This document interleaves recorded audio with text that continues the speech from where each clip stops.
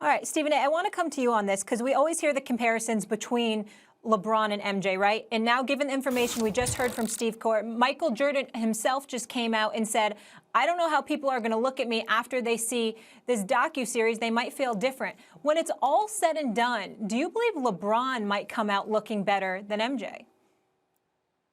Hell no.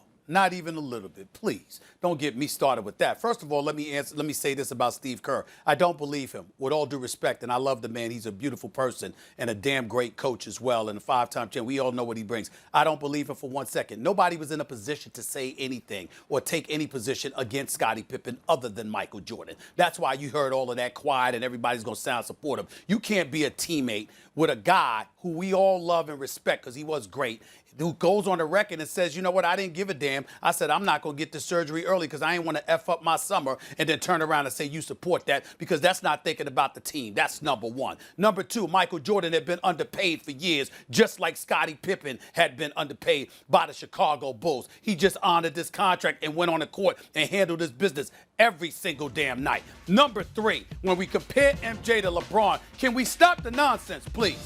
If you want to make the argument that LeBron James looks better because the competition he went against in the NBA Finals was superior, pretty much the San Antonio Spurs and the Oklahoma City Thunder. Throw a series against the Dallas Mavericks in there, which he lost, and one against a young Oklahoma City squad, which he won.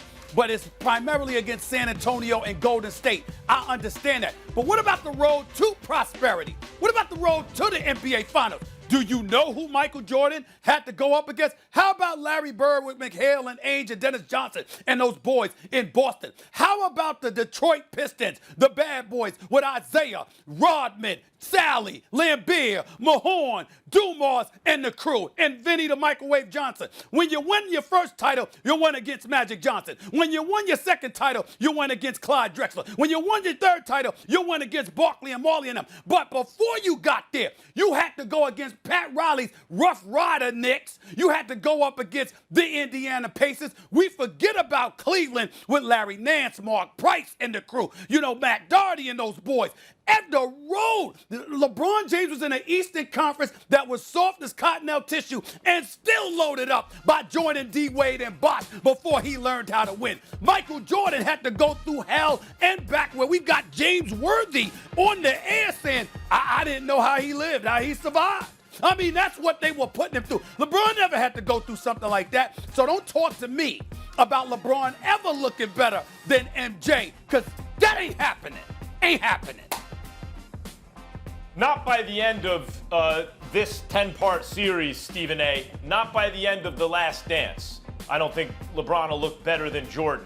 And not in your eyes or my eyes, or I think a sober analysis of the facts. And by the way, even, well, LeBron's faced stiffer competition in the finals, Jordan eliminated more 60-win teams from the playoffs than anyone. He had a better record in the playoffs versus 60-win teams. Like, people are forgetting how good the teams were that Jordan beat, even on the way to the playoffs, a 60-win, on the finals, a 60-win Orlando team, then a 64-win Seattle team, and the Jazz were winning 60-plus games several seasons when Jordan played them in the finals. Look, I don't think LeBron will look better by the end of the doc. And in fact, so far, Jordan looks really good.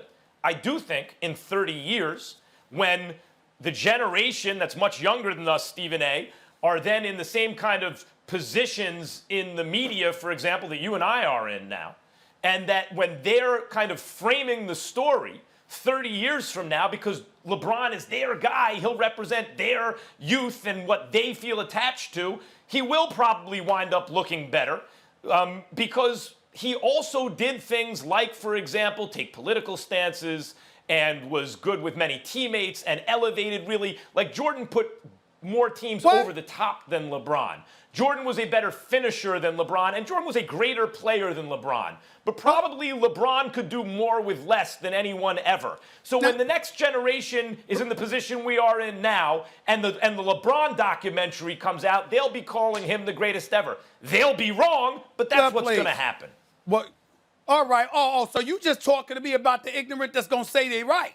You ain't talking to me about people who know basketball and know sports, all right, that are going to sit up there and say, hell no. LeBron, I appreciate his political stances. Please don't get me wrong. It took him a decade plus to get to that point. That's fine. How he get to that point? Who built the league that he ultimately took to another level and helped prosper? That would be MJ. That would be Michael Jordan, who, by the way, was sitting up there. It was him that facilitated cats getting paid so they could be secure enough to get bold. I get bold, too. If you put $1 billion in my pocket, I tell you, I get real bold. And if we're still alive when that documentary comes out, please. If we're still alive when that doc comes out, they will interview one of us or both for the other point of view. There'll be guys in our generation who are really old, but they go, oh, Jordan's even better. And the young kids will be laughing at us. And, of course, the joke's on them, nevertheless. They ain't going to bother with you.